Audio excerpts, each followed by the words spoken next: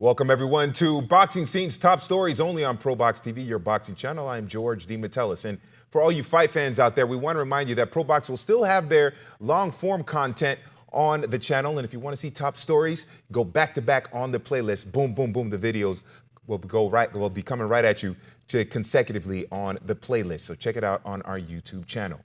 All right, I am joined by the champions. We got Paulie Malignaggi joining us, and we have Chris Algieri here on Top Stories. All right, we got to talk about Teofimo Lopez, the WBO super lightweight champion at 140 pounds, is feeling some angst and has some tension toward his promoter, Top Rank, and now he wants to fight all the big names, but seems to be that maybe those fights are taking a little too long to make. All right, Paulie, what do you make of Teofimo Lopez's maybe beef with Top Rank? I think he just keeps him in the news. You know, Teofimo's a bit of a personality. He's sometimes just comes out with shoots off at the hip and says random things. Listen, the things he's accomplished, the guys he's fought, the guys he's beaten would qualify him as a big name in boxing. But then, unfortunately, this sport is crazy in the way that it's whatever you've done for me lately. And again, when we talk about lately, Teofimo's very inconsistent. Every once in a while, lately, he's been amazing. And then all of a sudden, lately, he's not been so amazing. Right now, we're at the lately where he's not been so amazing. So fishing in those, putting out the fish hook and trying to grab those big fish, it's a lot more difficult for him because of the momentum that he's got going against him and not for him. The Jermaine Ortiz fight wasn't really something that impressed a lot of people. I personally feel that Ortiz is not an easy guy to look good against and is himself a pretty good fighter. But of course, you know, there was a lot of complaints about the way the fight evolved. And so it wasn't a lot of action. It was, you know, he wasn't able to create and so on and so forth. Whatever it is, you know, we heard the stories already. So it's difficult to go get yourself a big fight, calling out the big names. If that's your last performance, you're probably going to have to need to make a good performance, sort of like he had against Josh Taylor, for example, a solid, great performance, which then will move you into a bigger fight. It's what have you done for me lately? And unfortunately, I don't make the rules. So unfortunately, because I'd love to fight Teofimo. I mean, I love to not fight Teofimo. Definitely don't want to fight Teofimo. I love to see Teofimo fighting in these big fights, the best version of Teofimo. But since I don't make the rules, I understand the way it is right now, and he hasn't had the momentum on his side. Yeah, Chris, what do you make of Teofimo Lopez and what he had to say with regards to support with Top Rank? Yeah, you know, I agree with the champ, Paulie Malignaggi. You know, Teofimo Lopez, he's put up superstar quality performances with Lomachenko and Josh Taylor, but he's also put up some duds. And I think in his mind, he is a superstar and deserves to be up there. I actually think he is as well.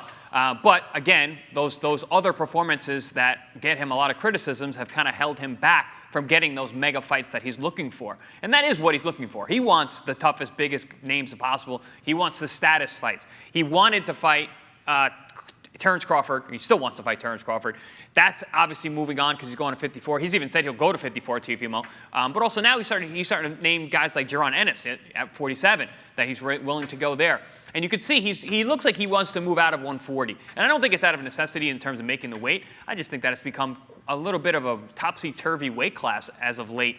You know, there used to be Isaac Cruz in there, a name that Teofimo really wanted to fight. He thought that would be great exposure, fighting a great Mexican, well-known Mexican fighter in a stylistic clash that would be really entertaining.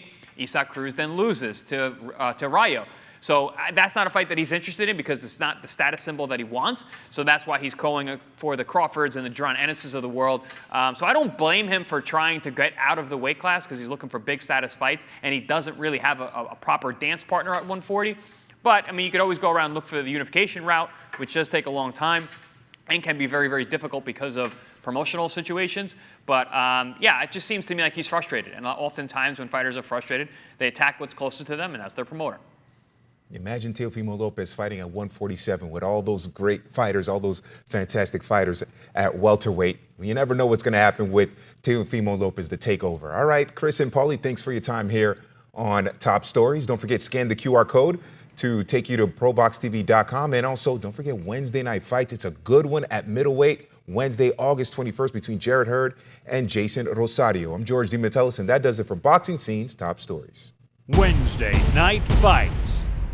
Dynamite action on Wednesday night fights every other Wednesday on your boxing channel. Coming up on your next Wednesday night fights, August 21st.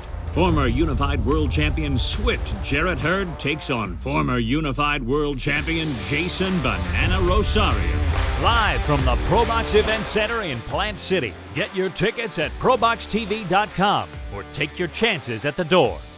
Wednesday Night Fights. For more ProBox TV, scan the QR code on the screen or go to the App Store and Google Play. ProBox TV, your boxing channel.